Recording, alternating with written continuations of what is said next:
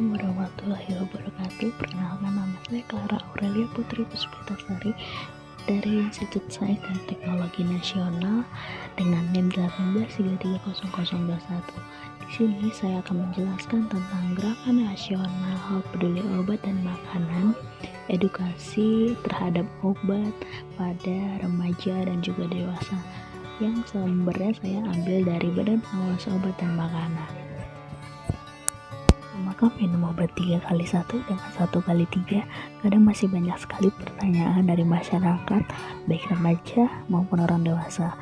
Bagaimanakah cara kita menjelaskan aspek penggunaan obat kepada konsumen remaja ataupun juga dewasa?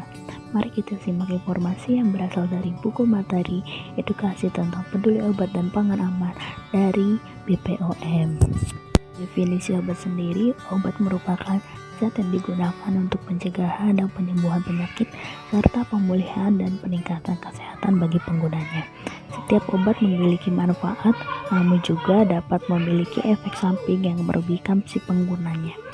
Oleh karena itu, gunakanlah obat sesuai dengan aturan pakai. Tempat pembelian obat, belilah obat di sarana resmi seperti apotek, toko obat berizin, klinik, dan juga rumah sakit. Untuk penandaan obat sendiri, setiap obat yang beredar selalu memiliki informasi tentang obat yang menyertai pada kemasan obat dan juga brosur atau leaflet. Yang harus diperhatikan pada saat membeli obat adalah perhatikan penandaan. Di antaranya ada 8 hal yang harus diperhatikan. Yang pertama, nama obat dan zat aktifnya. Yang kedua, logo obat pada kemasan obat. Terdapat logo berupa tanda lingkaran seperti identitas golongan, seperti golongan obat bebas, golongan obat bebas terbatas, dan juga golongan obat keras. Saya akan menjelaskan tentang logo pada kemasan obat. Yang pertama ada golongan obat bebas dengan gambar garis tepi berwarna hitam dan warna dalamnya itu hijau, yang artinya obat boleh dibeli secara bebas tanpa menggunakan resep dokter.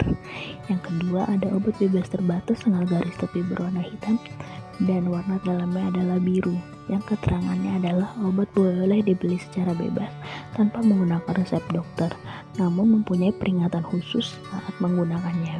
Yang ketiga ada obat keras, yang logonya garis tepi berwarna hitam dan di dalamnya ada huruf K dengan warna merah, yang keterangannya hanya boleh dibeli menggunakan resep dokter. Yang terakhir ada golongan obat narkotika dengan garis tepi berwarna merah dan palang merah di dalam lingkarannya. Obat hanya boleh diberi menggunakan resep dokter dan dapat menyebabkan ketergantungan jika pemakaiannya tidak sesuai dengan resep dokter. Hal yang perlu diperhatikan untuk pemakaian obat adalah nomor izin edar atau juga nomor registrasi untuk memastikan obat yang telah terdaftar di Badan POM, sehingga obat dapat dijamin aman, berkhasiat, dan juga bermutu. Nomor registrasi obat terdiri dari 15 digit, seperti contohnya DKL 123456789 L14, yang memiliki arti dan juga makna. Untuk digit pertama misalkan terdapat huruf D, maka berarti obat tersebut adalah obat dagang atau obat paten. Jika terdapat huruf G, berarti obat generik. Untuk digit kedua, jika terdapat huruf B, yang berarti obat tersebut merupakan obat bebas. Kalau T, obat bebas terbatas, K, obat keras, P, psikotropika, dan N, narkotika. Untuk digit ketiganya, jika terdapat huruf L, maka obat tersebut diproduksinya lokal. Sedangkan huruf I, impor. Dan untuk digit keempat dan kelima adalah tahun registrasi obat. Untuk digit ke-6, 7, 8, 9, 10, dan seterusnya merupakan identitas produk yang diproduksi oleh setiap industri farmasi. Jika ada batas kadaluarsa atau expired date, adalah batasan waktu jaminan produsen terhadap kualitas produk bila penggunaannya telah melewati batas ED atau expired date. Produsen tidak menjamin kualitas produk tersebut, maka batas kadaluarsa ini perlu diperhatikan agar efek yang dihasilkan dari obat ini bisa menghasilkan efek yang kita inginkan sebagai pengobatan. Yang kita ketahui sudah ada himbauan dari BPOM yaitu Dayusibu. Dapatkan, gunakan, simpan, buang obat dengan baik dan benar. Untuk yang pertama, penggunaan obat. Setiap obat malam tentunya mempunyai efek yang baik, namun juga dapat mempunyai efek samping yang merugikan jika digunakan tidak sesuai dosis. Maka dari itu, untuk remaja mintalah pendampingan orang tua untuk minum obat. Janganlah mengonsumsi obat sendiri tanpa pengawasan orang tua. Ya, gunakanlah obat dengan aturan pakainya, seperti contoh jika tertera aturan pakai sehari 2 kali 1 tablet, artinya sehari obat tersebut digunakan 2 kali, misalnya pagi dan malam selang 12 jam, dan setiap kali minum obat sebanyak 1 tablet. Untuk contoh yang kedua, sehari 3 kali 1 sendok teh, artinya sehari obat tersebut digunakan sebanyak 3 kali, misalnya pagi, siang, dan malam, dan setiap kali minum obat sebanyak 1 sendok teh. Yang contoh ketiga, sehari 2 kali 2 kapsul, artinya sehari obat tersebut diminum sebanyak 2 kali, misalnya pagi dan malam, dan setiap kali minum obat sebanyak 2 kapsul. Penyimpanan obat sendiri juga perlu diperhatikan. Yang pertama, baca aturan penyimpanan obat pada kemasan. Yang kedua, jauhkan dari jangkauan anak-anak. Ketiga, jauhkan dari sinar matahari langsung, lembab, suhu tinggi, dan sebagainya, karena itu dapat mempengaruhi kualitas dari obat. Yang keempat, simpan dalam kemasan asli dengan etiket yang masih lengkap, karena jika etiketnya sudah tidak ada atau luntur, itu dapat mempengaruhi kita dalam memakai obat. Yang kelima, periksa kadaluarsa obat dan kondisi obat setiap kali ingin meminumnya. Yang terakhir, kunci lemari penyimpanan obat. Buangan obat juga harus dengan benar. Yang pertama, hilangkan semua label dari wadah obat. Yang kedua, untuk kapsul, tablet, ataupun bentuk sediaan padat lain harus dihancurkan terlebih dahulu dan campur obat tersebut dengan tanah atau bahan kotor lainnya. Masukkan ke dalam plastik dan buang ke dalam tempat sampah. Ketiga, untuk cairan selain antibiotik, buang isinya ke dalam kloset.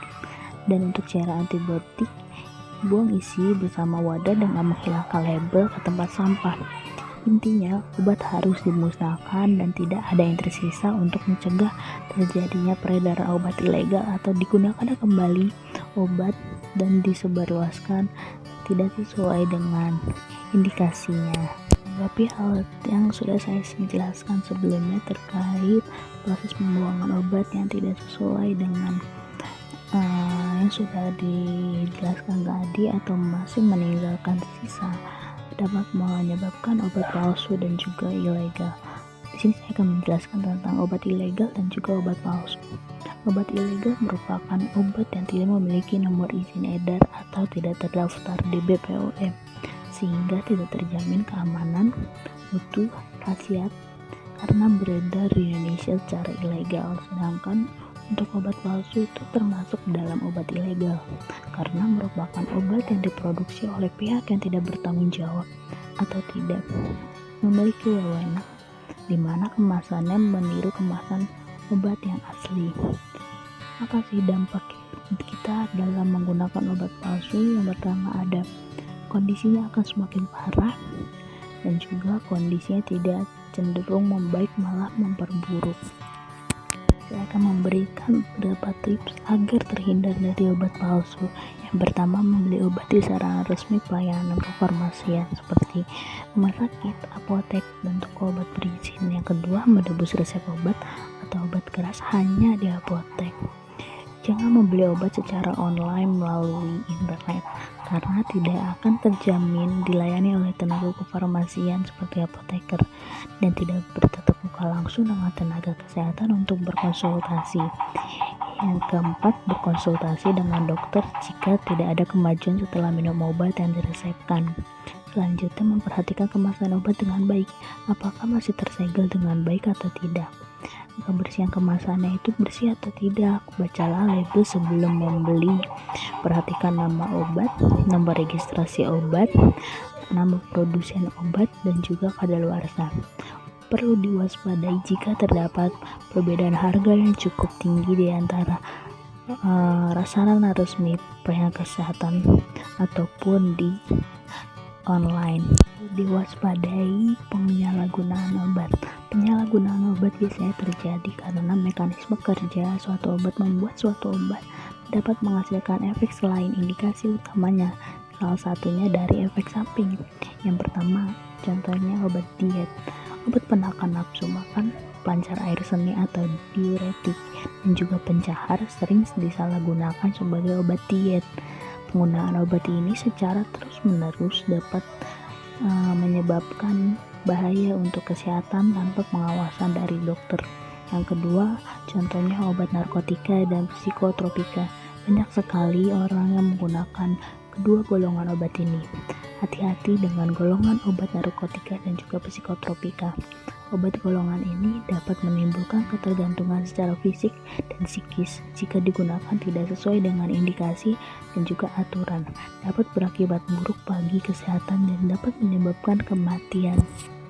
Sekian penjelasan dari saya, semoga dapat dipahami dan dapat menambah pengetahuan untuk masyarakat luas tentang pentingnya edukasi terhadap obat untuk remaja dan juga dewasa, dan dapat meminimalisir terjadinya penyalahgunaan obat. Mohon maaf jika ada salah kata. Sekian dan terima kasih.